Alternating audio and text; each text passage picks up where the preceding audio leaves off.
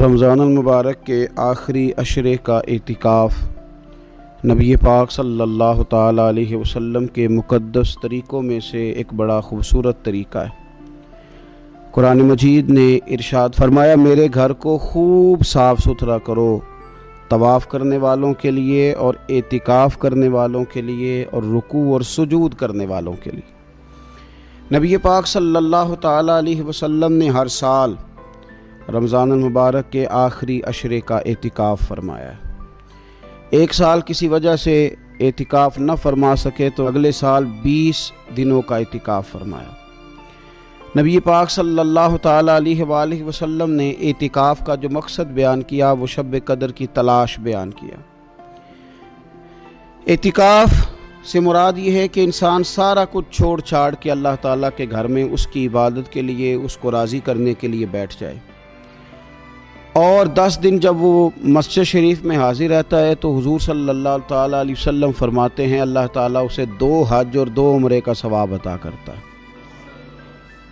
اعتکاف کے اندر کچھ باتیں بڑی ضروری ہوتی ہیں، جیسا کہ انسان کو بلا ضرورت طبی مسجد سے باہر نہیں آنا، اس کو کوئی فضول بات نہیں کرنی، اس کو کوئی ایسا کام نہیں کرنا کہ جو شریعت اسلامیہ جس سے منع کرتی ہو۔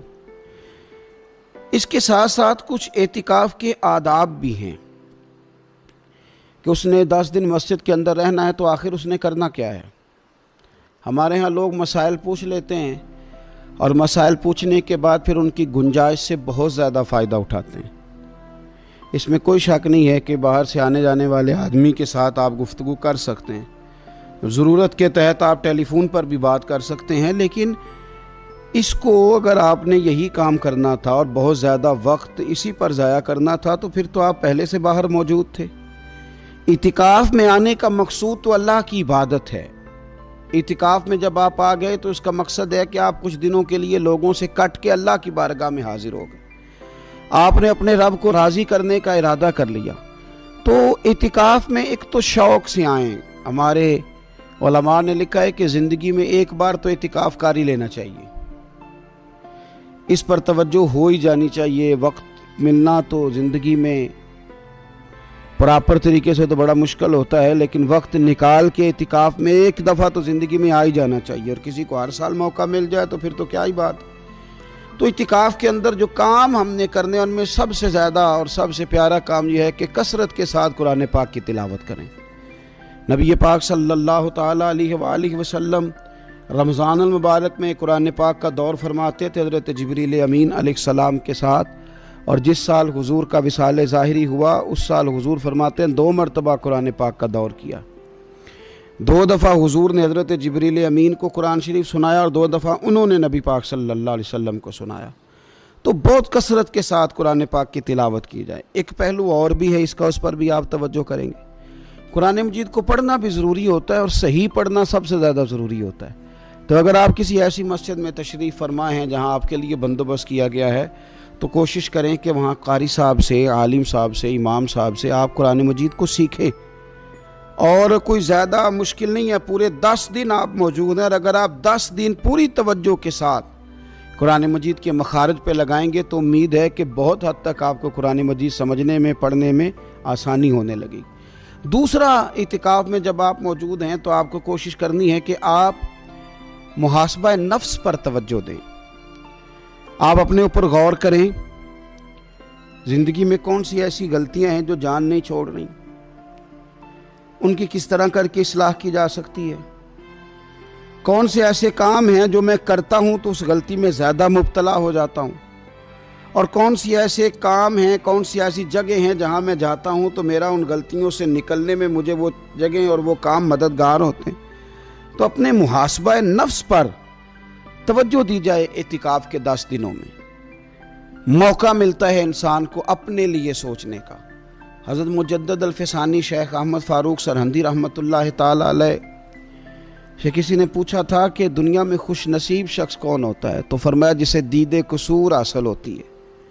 حضور دید قصور کیا ہوتا ہے؟ فرمایا جسے اپنی غلطیاں نظر آنی شروع ہو جائیں۔ جب اللہ تعالیٰ کسی کے ساتھ بھلائی کا ارادہ کرتا ہے تو اس کی کمزوریاں، اس کی غلطیاں اس کے سامنے لاتا ہے تاکہ اسے اصلاح کا موقع ملے، اور جب ایسا نہیں ہوتا تو پھر تو لوگ جب غلطی مانیں گے ہی نہیں تو اصلاح کیسے ہوگی؟ تو اعتکاف کے 10 دنوں میں محاسبہ نفس پر خاص توجہ دیں، اپنی زندگی میں اپنا حساب کریں، اپنا حساب۔ اور جناب عمر فاروق رضی اللہ تعالیٰ عنہ کی وہ روایت ہمیں بتاتی ہے کہ حساب کر لو اس سے پہلے کہ تمہارا حساب کیا جائے۔ تیسری بات، ایک تو قرآن پاک پڑھیں گے، ایک محاسبہ نفس کریں گے، تیسری بات مراقبہ کریں۔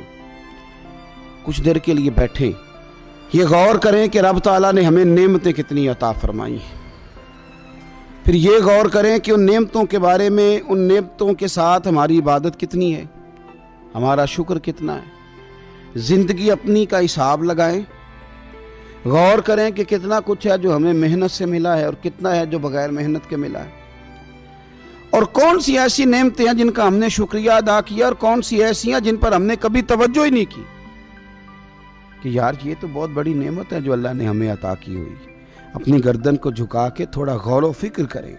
تفکر کا درس دیا ہے قرآن پاک نے، بار بار کہا ہے تفکر کرو، غور کرو، تدبر کرو، تو یہ ہمیں موقع میسر آتا ہے۔ چوتھی بات، اعتکاف کے دنوں میں اپنے رب کریم کے ساتھ اپنی توجہ کو لگائیں۔ قرآن حکیم نے جو کہا نا کہ رب کی عبادت اس طرح کرو کہ تمہیں نا یقین حاصل ہو جائے، کھل کر اس کی بارگاہ میں سجدے کریں، دعائیں مانگیں۔ ہمارے صوفیہ فرماتے ہیں کہ ایک وقت آتا ہے کہ انسان کو خود اطمینان قلبی نصیب ہو جاتا ہے، اسے محسوس ہوتا ہے کہ واقعی میرا رب مجھ سے راضی ہے، اسے محسوس ہونے لگتا ہے کہ میں اپنے مالک کے قریب چلا گیا ہوں۔ وہ اس کثرت سے نفل پڑھتا ہے، اس ذوق کے ساتھ وہ اس کی بارگاہ میں دعائیں کرتا ہے، اس شوق کے ساتھ وہ تلاوت کرتا ہے، خود محسوس کرنے لگتا ہے کہ اب میرا دل لگنے لگ گیا ہے، اب میں دعا مانگتا ہوں تو مجھے لگتا ہے کہ قبولیت میری دعاؤں کے قریب آنے لگی ہے۔ اللہ نے ہمیں یہ موقع دیا ہے کہ ہم خوب اس پر توجہ کریں۔ پانچویں بات اعتکاف والوں کی خدمت میں یہ عرض کرنی ہے کہ پورے 10 دن ہمارے پاس موجود ہوں گے اور ہم نے مسجد میں ہونا ہے، تو کیوں نہ ایسا کریں کہ از اول تا آخر، صبح سے شام تک ہم ہر وہی کام اسی طریقے سے کرنے کی کوشش کریں جو طریقہ ہمیں رسول پاک نے عطا فرمایا۔ ہمارا کھانا، پینا، سونا، جاگنا، بولنا حضور کی اتباع میں لے آئیں۔ ہم ان 10 دنوں میں ہم پریکٹس کریں کہ ہم نے سنت کے مطابق، حضور کے طریقے کے مطابق سارے کام کرنے۔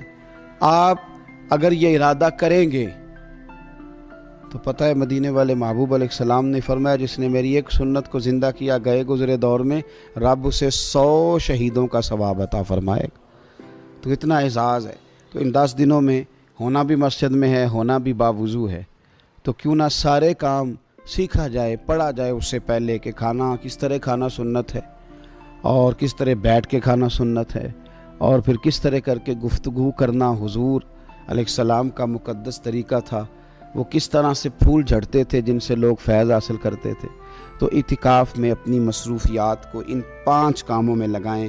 ایک تو تلاوت قرآن حکیم کریں، دوسرا محاسبہ نفس، تیسرا مراقبہ کریں، تدبر کریں، غور کریں اپنے اوپر بھی اور اللہ تبارک و تعالیٰ کی نشانیوں پر بھی، اور چوتھا یہ کہ کوشش فرمائیں کہ ہم اپنی عبادت کو، اپنی دعا کو، اپنے استغفار کو اس طرح کا بنائیں کہ ہمیں محسوس ہو کہ قرب الہی کے جانب ہمارا سفر ہے۔ اور پانچواں، ان 10 دنوں میں سنت اور شریعت کی وہ ساری چیزیں جس کا دین ہم سے مطالبہ کرتا ہے، اب تو ہم بالکل دنیا سے